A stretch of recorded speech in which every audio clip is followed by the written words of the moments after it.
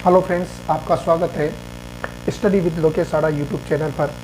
और आज हम राजस्थान हिस्ट्री का एक टॉपिक लेके आए हैं और उसका नाम है राजस्थान का जनपदकालीन इतिहास। हम आज इस छोटी सी क्लास में राजस्थान में जो कितने महाजनपद हुए और कितने कुल जनपद होते हैं उनके बारे में बात करेंगे, और राजस्थान का कौन सा हिस्सा कौन से जनपद के अंतर्गत आता है उसको लेकर भी हम यहाँ पर बात करेंगे। ये जो टॉपिक है, अगर हम इस टॉपिक के बैकग्राउंड पर जाकर बात करें कि ये था क्या, जनपद क्या थे, तो यहाँ पर एक चीज़ आपको ये समझनी होगी कि जब आप इंडियन हिस्ट्री पढ़ते हो तो इंडियन हिस्ट्री में सिंधु घाटी सभ्यता के बाद भारत में वैदिक सभ्यता का उदय हुआ, और इसी वैदिक सभ्यता के काल में जो आर्य ग्रुप थे, आर्य को जो समूह था, वो छोटे अलग अलग क्षेत्रों में विभाजित होकर वहाँ पर शासन करने लग गया, और उनका एक क्षेत्र, एक राज्य विशेष हो गया, एक क्षेत्र विशेष हो गया जो उनके राज्य क्षेत्र या राष्ट्र के नाम से जाना जाता था, और उसी राष्ट्र को जनपद कहा गया। और ये जनपद अलग अलग क्षेत्रों में जिस तरीके से इंडियन हिस्ट्री के रेफरेंस में डिवाइडेड हुए, तो उन्हीं जनपदों के कुछ हिस्से आपके राजस्थान में भी हैं। तो अगर आपके राजस्थान के जनपदकालीन इतिहास की हम बात करें तो राजस्थान में जो प्रमुख जनपदकालीन इतिहास हुए,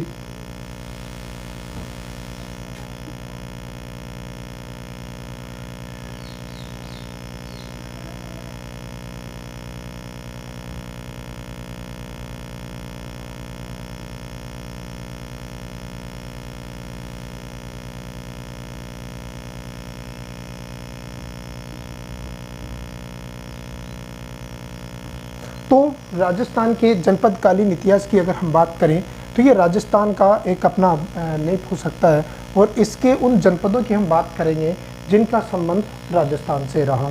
तो यहाँ पर आपके पहले हम 4 उन महाजनपदों की बात करेंगे जिनका संबंध सामान्यतः आपके राजस्थान से माना जाता है, और उनमें से बड़ा महत्वपूर्ण है वह है आपका मत्स्य जनपद।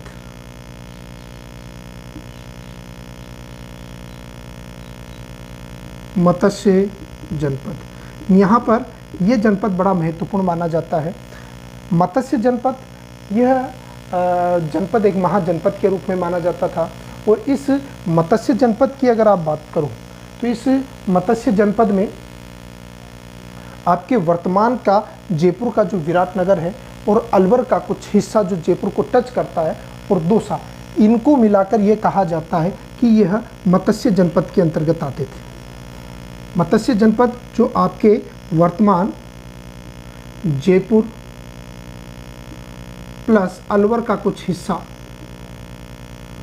अलवर व दौसा का क्षेत्र मिलाकर आपके किसका निर्माण करता था, मत्स्य जनपद का निर्माण करता था। तो एक महाजनपद ये हो गया। दूसरा, आपके एक जनपद होता था जिसका नाम था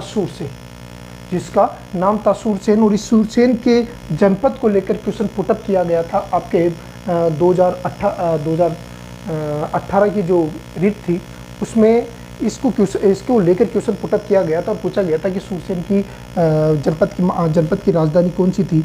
तो ये जो सूरसेन है, ये आपके वर्तमान जो ये वाला सेक्टर है भरतपुर, इस भरतपुर के इस सेक्टर में आपके सूरसेन महाजनपद हुआ करता था। यहाँ पर आपके सूरसेन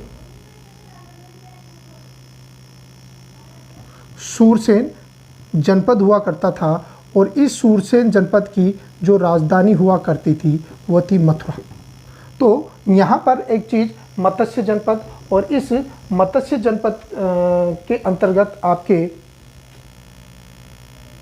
जयपुर का कुछ हिस्सा, आपके सूरसेन के अंतर्गत आपके भरतपुर का कुछ हिस्सा ही इसके अंतर्गत सम्मिलित था, और इसकी राजधानी हुआ करती थी आपके मथुरा। इसी तरीके से अगर आप मत्स्य जनपद की राजधानी की बात करें तो यह आपके जयपुर हुआ करता था। आगे हम बात करें तो ये तो 2 जनपद हो गए, उसके अलावा एक जनपद और हुआ करता था जिसका नाम था कुरु, जिसकी राजधानी हस्तिनापुर थी। ये मोस्ट ऑफ आपके दिल्ली और हरियाणा में फैला हुआ था, लेकिन राजस्थान में जो ये अलवर है, इस अलवर का जो ये उत्तरी हिस्सा था, ये उत्तरी हिस्सा भी आपके इस कुरु जनपद के अंतर्गत सम्मिलित था। इस कुरु जनपद के अंतर्गत सम्मिलित था। तो यहाँ पर एक और महाजनपद हो गया आपके कुरु जनपद, और इसकी जो राजधानी थी वह राजधानी थी हस्तिनापुर, जो महाभारत काल थी, हस्तिनापुर। तो कुरु जनपद हो गया। एक आपका अंतिम जो जनपद बच रहा था वह महाजनपद के रूप में, वह था आपके अवंती, वह था आपके अवंती। और ये अवंती वर्तमान के मालवा क्षेत्र में होता था, और इसकी राजधानी वर्तमान की उज्जैन नगरी हुआ करती थी, और राजस्थान का कुछ हिस्सा इस अवंती जनपद के अंतर्गत आता था। तो आपके दक्षिण पूर्वी राजस्थान का जो झालावाड़ वाला हिस्सा है वह आपके इस अवंती जनपद के अंतर्गत आता था, और इस अवंती जनपद की जो राजधानी थी वह थी उज्जैन। तो इस प्रकार आपके 4 महाजनपद हो गए, जिनका कुछ हिस्सा आपके राजस्थान में आता था। और यदि हमसे क्वेश्चन इस तरीके से पूछा जाए कि राजस्थान में पूर्णतः कौन सा महाजनपद सम्मिलित था, तो उसमें आपके जो आएगा वो केवल मत्स्य जनपद, जो ऐसा महाजनपद था जो पूरा राजस्थान के अंतर्गत सम्मिलित था। जबकि शेष 3 जो जनपद है, जिसमें कुरु, सूरसेन और अवंती, इनके कुछ हिस्से ही आपके राजस्थान के अंतर्गत आते थे।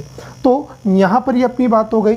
अब उसके बाद हम छोटे जनपदों की बात करेंगे, जो ये महाजनपद न होके केवल सामान्यतः जनपद थे, यानी कि आकार में इन महाजनपदों से छोटे थे। तो उसमें आपके ये जो अलवर था, इस अलवर में आप ये मान सकते हो कि इस अलवर में 4 जनपदों का हिस्सा हुआ करता था।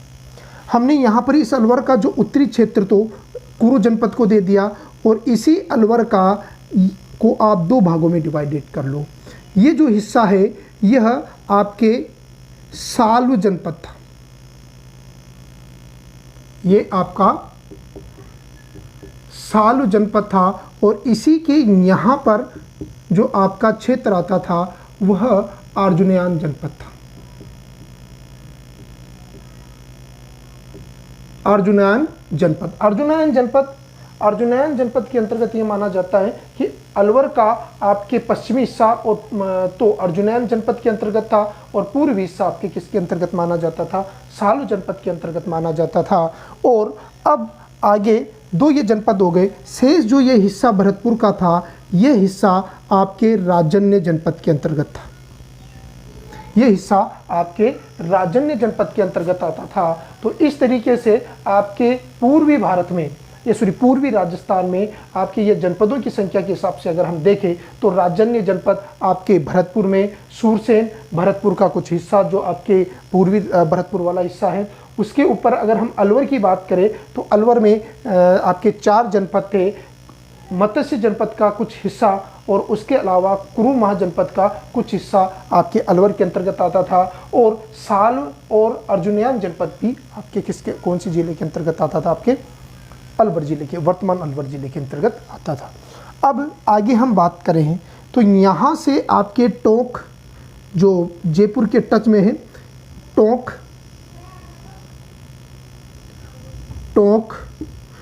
के बाद भीलवाड़ा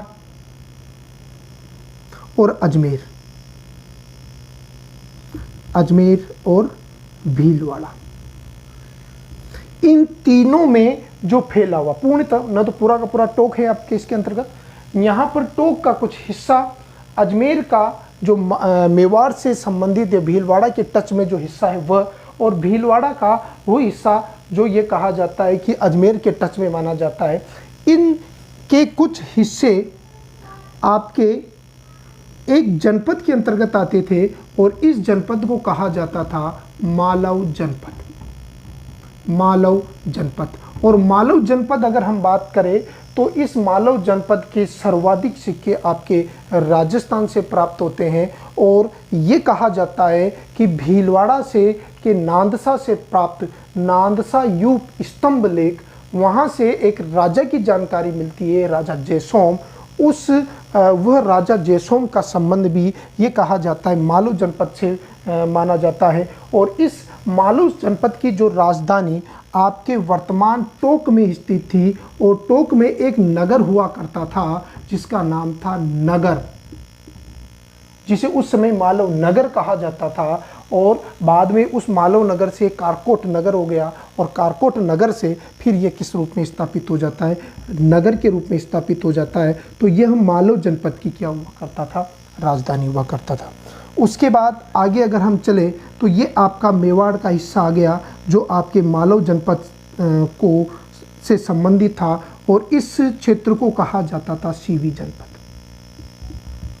इस क्षेत्र को कहा जाता था सीवी जनपद, और इस सीवी जनपद की जो राजधानी हुआ करती थी नगरी, या फिर अगर हम बात करें मध्यमिका